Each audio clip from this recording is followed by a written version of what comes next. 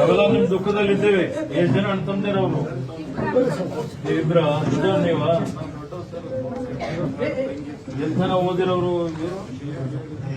ಈ ಬಿಡ್ ಮುಗ್ದಿತ್ತ? ಎಷ್ಟು ವರ್ಷ ಆಯ್ತು ಸೇವೆ ಮಾಡ್ತಾ ಇದ್ರು? 8 ವರ್ಷ ಆಯ್ತಾ? ಬಹಳ ನಿರೀಕ್ಷಿತ, ಸ್ಮಾರ್ಟ್ ಹುಡುಗಿದ್ದ ಎಲ್ಲ. ಬಹಳ ಅನ್ಯಾಯ ಆಯ್ತಿದ್ದು. ಈಗ ಯಾರೇ ದುಷ್ಕರ್ಮಿಗಳು ಯಾರೇ ಇದ್ರು ಇಲ್ಲೇ ಇದ್ರು ಈಗ ಪೊಲೀಸರ ತಂಡ ಎಲ್ಲ ಹೋಗಿದೆ. ಅವ್ರಿಗೆ ಶಿಕ್ಷೆ ಕೊಡ್ಸರೆ.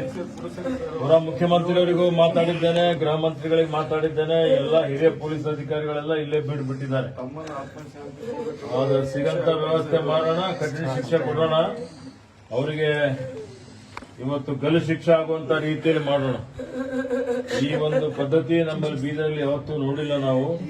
ಬಹಳ ಆಘಾತಕಾರಿ ಪಾಪ. ಬಹಳ ಸಮಾಧಾನ ಮಾಡ್ಕೊಂಡು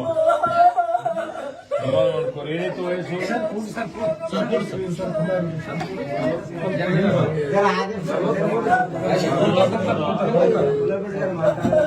ಮದುವೆ ಆಗಿತ್ತಾ?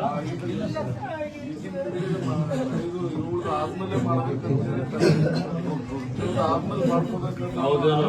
ಸ್ವಲ್ಪ ಹಿಂದೆ ನೀವು ತಂಗಿನ ಎಂತನ ವಿದ್ಯಾಭ್ಯಾಸ ಮಾಡಿರಿ ನೀವು? ಡಿಪ್ಲೊಮಾ ಅಗ್ರಿ ಆಗಿದೆಯಾ? ಆಯ್ತಮ್ಮ, ನಿಮ್ ಪರಿವಾರಕ್ಕೊಂದು ಆಸರೆ ಮಾಡುವಂತ ರೀತಿಯಲ್ಲಿ ಏನಾರ ಸರ್ಕಾರದ ವತಿಯಿಂದ ಮಾಡ್ತೇವೆ. ಹೇಳಿದ್ರಿ? ಈಗಲೇ ಮಾತಾಡಿದ್ದೇನೆ ನಾನು. ಒಂದು ನಿಮಗೆ ಸಮಾಜ ಕಲ್ಯಾಣ ಇಲಾಖೆಯಲ್ಲಿ ಯಾವ್ದಾದ್ರು ನಿಮ್ಮ ಅರ್ಹತೆಗೆ ನಿಮ್ಮ ವಿದ್ಯಾಭ್ಯಾಸ ಏನ್ ಮಾಡಿದಿರಿ ಅದಕ್ಕೆ ತಕ್ಕಂತೆ ಒಂದು ಉದ್ಯೋಗ ಕೊಡುವಂತದಕ್ಕೆ ನಾನು ಮುಖ್ಯಮಂತ್ರಿಯವರಿಗೆ ವಿನಂತಿ ಮಾಡಿದ್ದೇನೆ. ಈಗ ಸದ್ಯಕ್ಕೆ ತಾತ್ಕಾಲಿಕವಾಗಿ ಕೊಡ್ಲಿಕ್ಕೆ ನಾನು ಸಿಂಧು ಅವರಿಗೆ ಹೇಳಿದ್ದೇನೆ.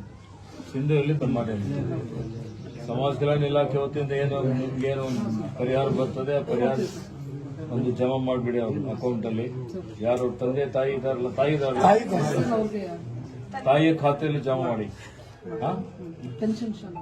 ಪೆನ್ಷನ್ ಎಷ್ಟಿದೆ? ಪೆನ್ಷನ್ ಕೊಡುವಂತದ್ದು ವ್ಯವಸ್ಥೆನೂ ಮಾಡಿ.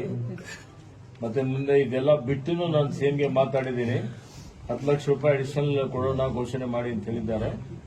ಅದು 10 ಲಕ್ಷ ರೂಪಾಯಿ ನಾನು ಬೆಂಗಳೂರಿಂದ ಚೆಕ್ ತಂದು ಕೊಡಿಸ್ಲಕ್ಕೆ ಹಚ್ತೇನೆ. ಯಾವ ವ್ಯವಸ್ಥೆ ಮಾಡಮ್ಮ, ನಾವು ಶಾಂತಿಗೆ, ನನ್ನ ಮಗನ ಆತ್ಮಕ್ಕೆ ಶಾಂತಿ ಸಿಗಲಿ.